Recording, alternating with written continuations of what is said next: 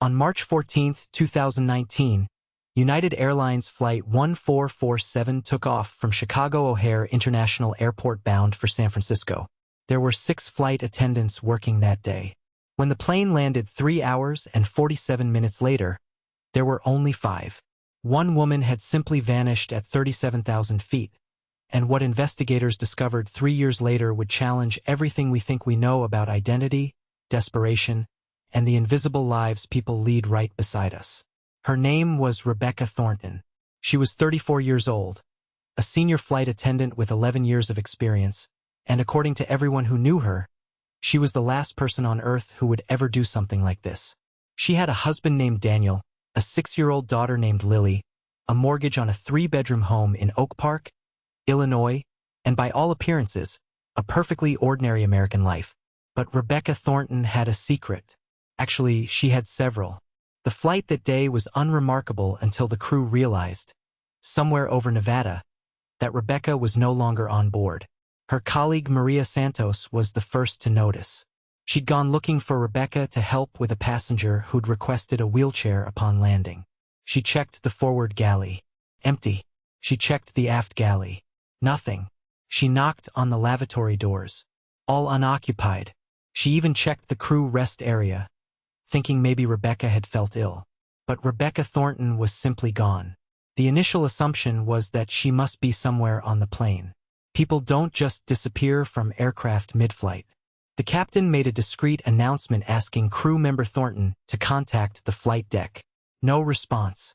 By the time they landed at San Francisco International at 4:23 p.m. Pacific Time, the crew had searched every inch of that Boeing 757. Rebecca's purse was still in her crew locker. Her phone was inside it. Her coat was hanging exactly where she'd left it. But Rebecca herself had ceased to exist. The FBI became involved within hours. The possibilities they considered were grim. Had she somehow exited the aircraft? The doors were examined and showed no signs of tampering, no indication that any had been opened during flight. The cargo holds were searched. Nothing. Security footage from O'Hare showed her boarding the plane at 11:47 a.m. Central Time. Footage from San Francisco showed every passenger and crew member deplaning. Rebecca was not among them. For 3 weeks, the investigation dominated national headlines. Cable news networks ran segments with aviation experts explaining why it was physically impossible for someone to leave a pressurized aircraft at cruising altitude. Conspiracy theories flourished online. Some people believed she'd been murdered and hidden somewhere on the plane that investigators hadn't thought to check.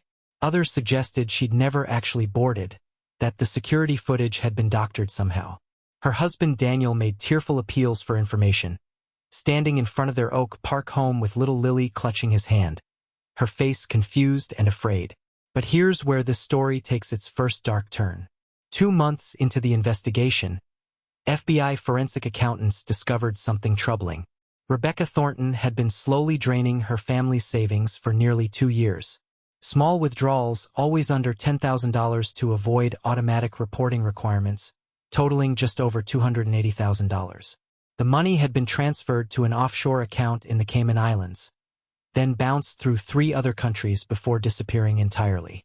Her husband Daniel claimed he knew nothing about this. Financial records suggested he was telling the truth. Then came the life insurance policies. Rebecca had taken out not 1, not 2, but 4 separate life insurance policies over the previous 18 months, with a combined value of $3.2 million. All of them named her daughter Lily as the primary beneficiary, with Daniel as the trustee.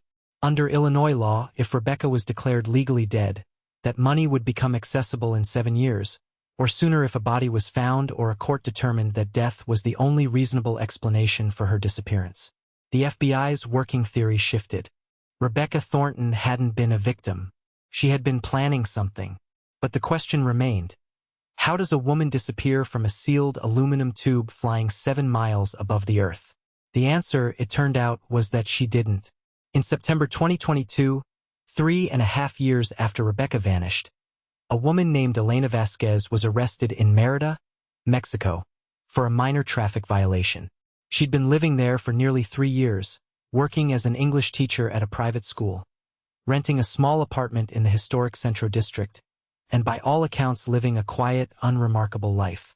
When her fingerprints were run through international databases as part of standard booking procedures, they matched someone the FBI had been looking for since 2019.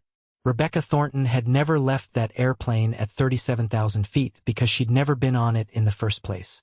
The investigation that followed revealed a scheme so elaborate, so meticulously planned, that veteran FBI agents said they'd never seen anything quite like it. Rebecca had spent 2 years preparing her disappearance. She'd cultivated a relationship with a woman named Denise Hartley, a fellow flight attendant based in San Francisco who bore a passing physical resemblance to her. Same height, similar build, brunette hair. From a distance, in a standard flight attendant uniform, they could be mistaken for one another. On March 14, 2019, Rebecca had clocked in at O'Hare as normal. She'd passed through security. She'd been captured on camera walking toward the gate. But she never boarded that plane. Instead, she slipped into an employee restroom, changed into civilian clothes she'd stashed there days earlier, and walked out of the airport using a fake ID she'd purchased months before. Denise Hartley, who'd flown into Chicago the night before, boarded the flight to San Francisco in Rebecca's place, wearing Rebecca's uniform, carrying Rebecca's crew credentials. Midway through the flight, Denise changed back into her own clothes in the lavatory, stuffed Rebecca's uniform into a carry-on bag, and deplaned in San Francisco as a regular passenger. She was never questioned. Why would she be? No one was looking for a passenger.